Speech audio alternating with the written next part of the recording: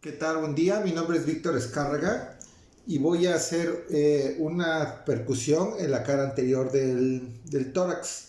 Aquí vamos a percutir los vértices pulmonares y vamos a empezar sobre la fosa supraclavicular y vamos a ir descendiendo en forma de escalera de esta forma.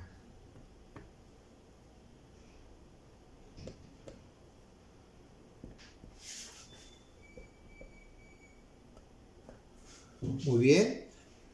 Continuamos. En la cara posterior se hace de la misma forma,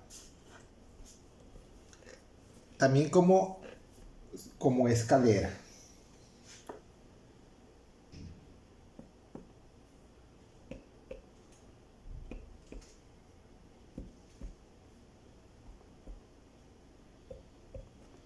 Muy bien.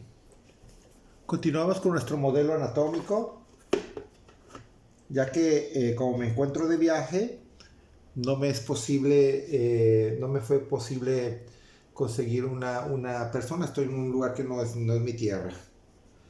Continuamos con la percusión abdominal y lo que vamos a hacer es escuchar ruidos sonoros que reflejan el contenido de aire en el tubo digestivo. Y la percusión vamos a iniciar en la zona del hipogastrio y vamos a ir descendiendo, epigastrio, perdón, y vamos a ir descendiendo hasta dirigirnos a las fosas ilíacas. Entonces empezamos, vamos a ir descendiendo hacia las fosas ilíacas. Continuamos con la auscultación, que vamos a hacer una audición directa para conocer los ruidos fisiológicos y patológicos que pudiera tener nuestro paciente. En este caso es un paciente sano y lo vamos a hacer en los 10 puntos señalados.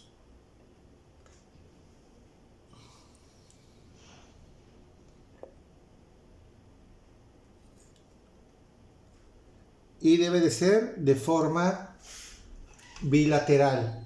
En este paciente nosotros encontramos en la percusión que se encontró una intensidad y tono de calidad de sonido adecuado para una persona sana, y en nuestro paciente simulado con sonido claro a nivel pulmonar en el abdomen y sonidos timpánicos normales. En la auscultación se encontraron ruidos ásperos normales en el área laringeo-traqueal y sus tonalidades más altas y elevadas normales en los bronquios.